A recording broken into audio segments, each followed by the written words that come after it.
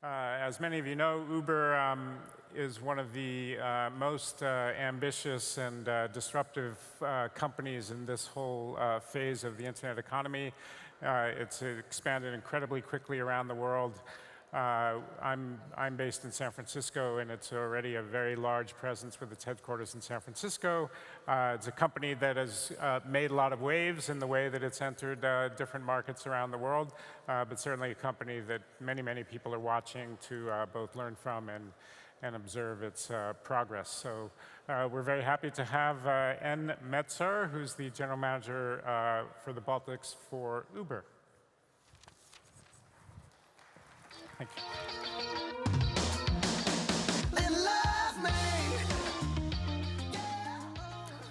Good afternoon. This morning, I was asked in an interview and one question, so what is the next product that Uber is going to do? I think we should do aviation because Jumbo, our Europe, Middle East, and Africa manager, was supposed to be here and presenting this speech today, but one of the connections didn't make it, so he's stuck at Istanbul. So maybe airlines is the next step. But let's talk about what Uber is right now and how do we see, like, how can we improve cities around the world and here in Vilnius and the rest of the Baltics. So what is Uber? You know, Uber is not a taxi. Uber doesn't have any cars. Uber is a technology platform. What we provide is we provide a connection between people who have extra time and they have a vehicle and those who need a ride. So Uber works very simply. I assume most of you have used it. If not, then go and see one of our people at an Uber stand. There are many around here, and you can get a free code to try it out. But basically, it's a smartphone app.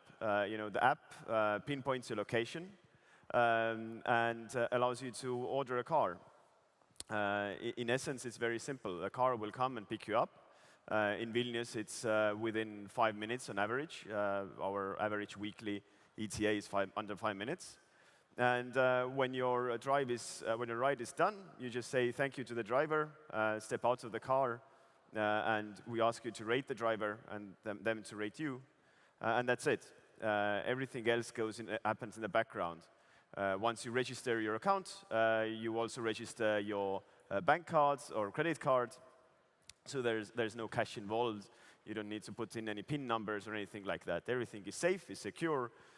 Seconds after you leave the car, you get a trip summary or a receipt in your phone with a GPS picture of the route, calculation of the fare, etc.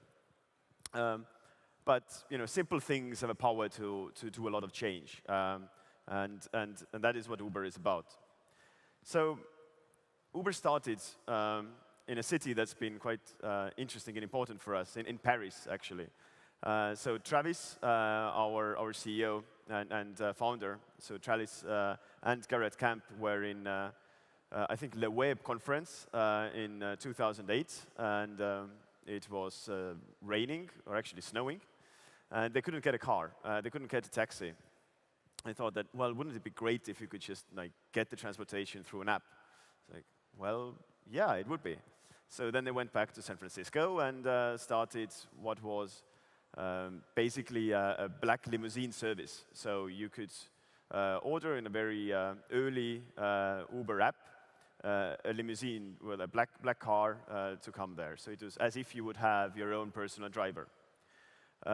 Since then, we realized that there is so much potential and so much we can do with this premise, so this small original idea.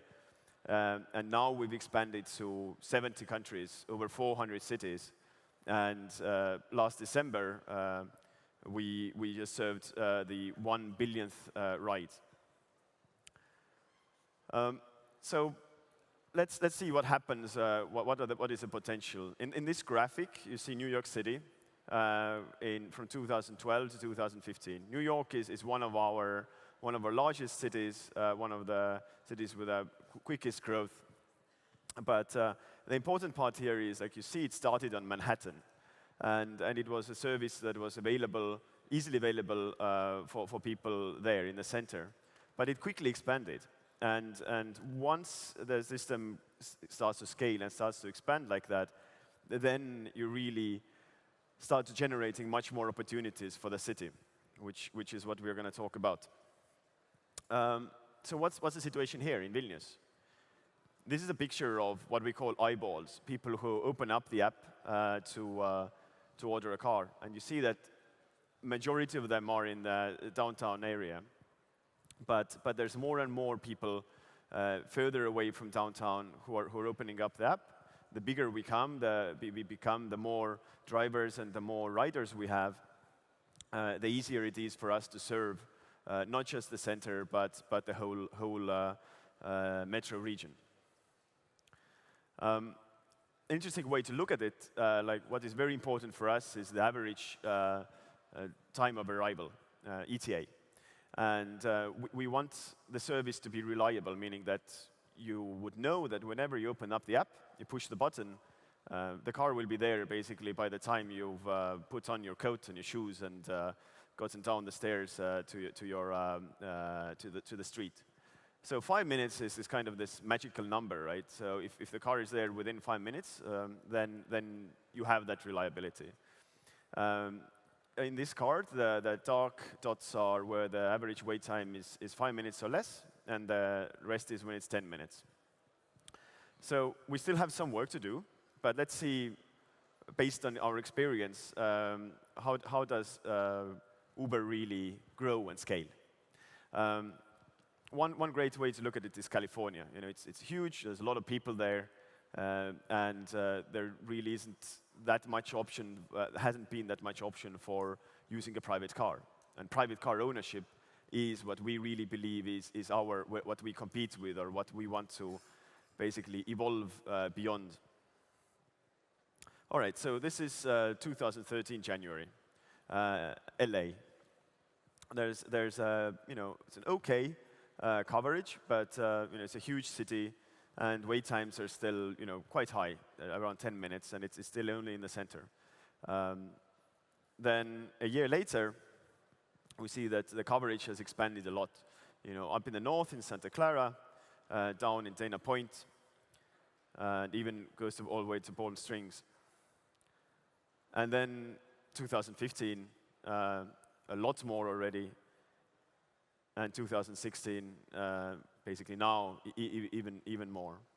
So the bigger we grow, the bigger area we serve, the higher the benefits to that region is.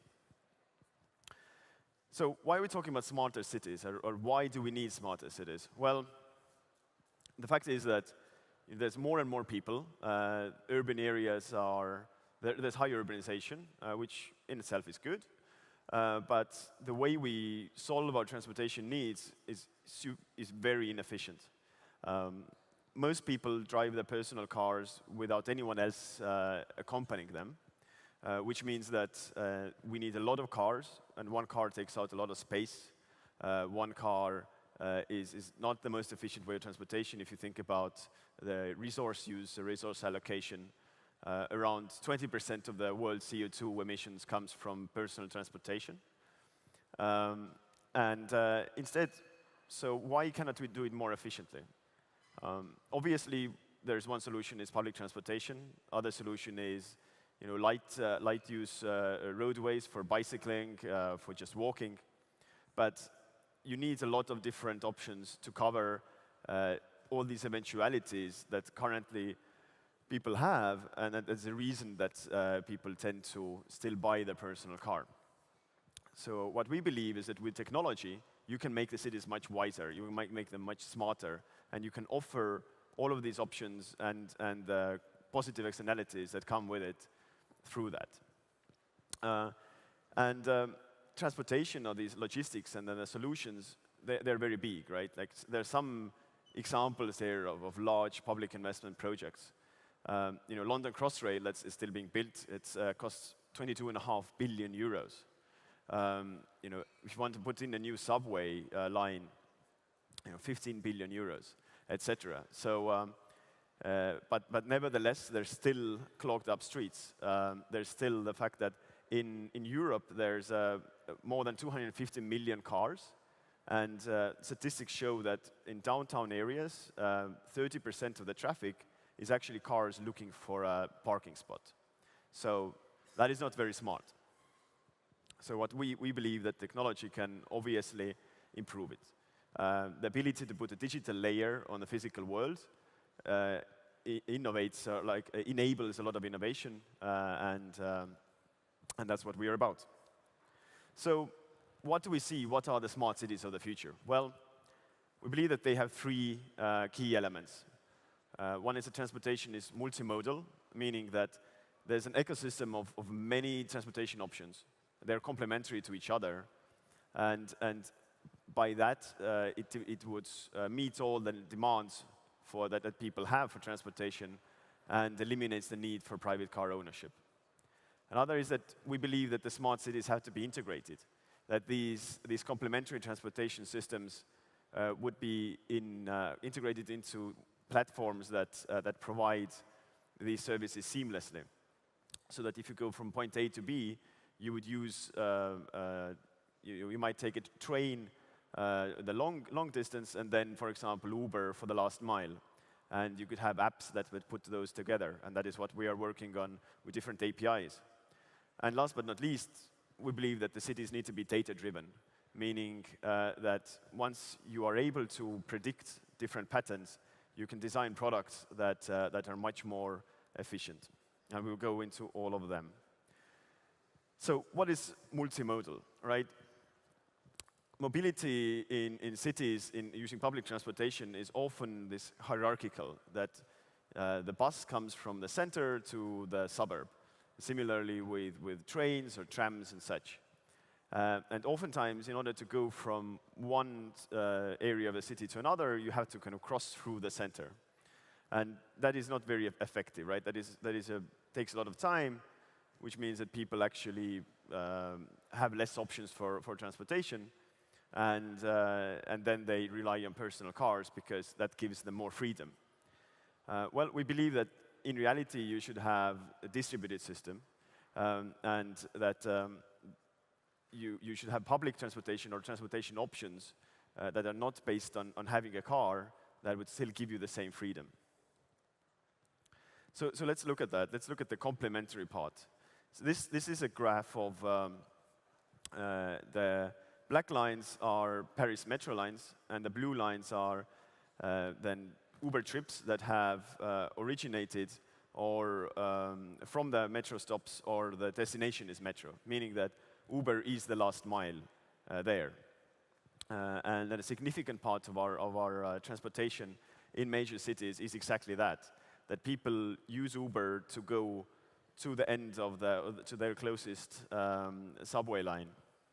And thereby the whole complementary process works in, because subway is oftentimes much quicker, but putting in public transportation is a huge investment. You know, the capital costs are very high. As we saw some examples here, they're in the tens of billions of euros. So they have to be complementary like that. Another example here is London. So in London, 20% of our rides overall are also rides to a tube station or a train station or from it. Meaning that, again, there we see that Uber can be the last mile and therefore make public transportation a viable option. That if you otherwise, the public transportation network is so far away from you that you would still need to have a car to go there, and a taxi or a cab is expensive, then Uber, through efficiencies and scale, can make this work. Another important thing here is that there's also a lot of transportation within regions. In London, our average trip length is under 4 miles, which means that there's a lot of transportation in the suburbs, and that are actually very poorly covered right now by public transportation options. So what do we mean by integrated? Well, we believe that we should build technology that kind of allows solutions to use Uber within it. Maybe you've seen that, for example, in Google Maps, that when you put in your destination, it gives different public transportation options, but it also gives you an option to order an Uber. Well, we believe that you can go a few steps further than that, and we already have, is through Uber APIs, integrate Uber into public transportation or other transportation apps as well. And there's a number of examples. So this is City Mapper. This was during Super Bowl, was to basically put together options for people that you can take public transportation to a certain point. From there, you could order an Uber, and there's different options that you can choose. You can take Uberpool, which is that you share a ride, and that's the cheapest, or you can go all the way to Uber Lux, for example, or Uber Black. And there's more and more of those integrations. Quite a lot of different apps that are popping up all the time, and we definitely support that. So now, data-driven. What does that mean? Well, we believe that once you put this digital layer in the physical world, you can gather a lot of information, which we do. And with that information, you can start to improve on the efficiency. And our goal there is to have fewer cars on the road. Basically, to still put the same amount of people, or even more people, transport them around, but have less traffic, have less emissions. So how do we do that? So our solution for that is Uberpool. So Uberpool is something that we're... All right, it should work now. Is something that we have started in the cities where we've been longest, or where we are already quite... Oops, sorry. Does not seem to work. Anyway, where we already are quite big. What it means is that if I want to go to work, and I live on the edge of the city, then the app matches me with someone on my way to work who goes to, their office might be somewhere quite close to me. If I choose that option, Uberpool. The application or the algorithm says patches us only if there is, say, a couple of minutes extra time from that. So I only lose a couple of minutes from my commute time, or like adds to that. But I get the ride for basically half the price. This is really good also for the drivers, because the rides become longer because of the distance from they drop me off, and then they drop the other person off as well. And that means, of course, that we need less cars Okay, does not work. We need less cars to move the same amount of people. Uberpool is something that we want to bring to as many cities as we can, so we're constantly working on the effectiveness of that, constantly trying to launch it in ever smaller cities. But it's been very, very successful. So in San Francisco, where it's been the longest, up to half of the Uber rides are actually pool rides. So people select that, and they're very happy with it. Every time I've been in San Francisco, I've only ordered Uberpool as well. You meet a lot of interesting people. So this is our way of using data to make cities smarter. In addition, we believe that you don't have to be San Francisco to enjoy the benefits of that. For example, here in Vilnius, one is that we've launched there and been very, very successful since launch. But also we have here, one of our global engineering teams who actually enable the scaling of Uber globally. So we're very much looking to find more talent during doing login. And we're also very happy that there's also innovation from the policy side that's happening in the Baltics. In both Lithuania and Estonia, there's a lot of progress in drafting legislation that takes into account the options, the possibilities that technology affords us. So things like ride-sharing oftentimes work in legal environments that that are meant for other purposes. So now is an opportunity to actually create a framework that properly regulates these sort of sharing economy possibilities. And therefore, like Lithuania is definitely showing the way. And similarly, actually also, the Lithuania is showing the way that public services should be as well integrated or as seamless or as attractive as private services. For example, so we launched the memorandum of understanding with tax board to build a pilot where Uber partner drivers can voluntarily opt in to very easily do the tax declaration, for them. So these sort of public-private partnerships is something that Uber is very happy to do because we are part of these societies, and then we only succeed if we make these communities better as well.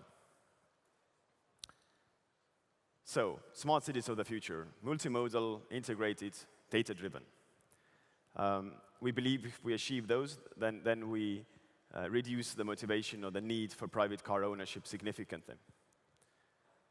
And of course, there's more to come. Uber is constantly experimenting, constantly also coming up with new products. In a number of cities, we have Uber Eats that allows you to order food very quickly and easily. We have started Uber Rush in a few cities, which is basically package delivery. And yeah, and there's more to come. So with Uber, yeah, we believe that we are just one part of a bigger picture in cities that operate ever smarter. All right, thank you.